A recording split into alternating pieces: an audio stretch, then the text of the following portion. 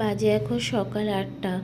বাবা মা দুজনকেই ডাক্তার দেখাবো, আর ডাক্তার আজকে 8:30টায় বসবে। তো যার জন্য সকাল সকাল বেরিয়ে গেছি, আর ঘরে একটু চা খেয়েও বেরোয়নি, যেহেতু অনেক সকালে বেরোতে হচ্ছে। বাবা মা দুজনকেই ডাক্তার দেখাবো। ডাক্তার দেখানো হয়ে গেছে, আর বাবা মার কাছে মেয়েকে ঘরে রেখে এসেছি একটু বাজার করতে, আমি আর রাজীব। বহুদিন পরে আবার একটু বাজারে আসলাম।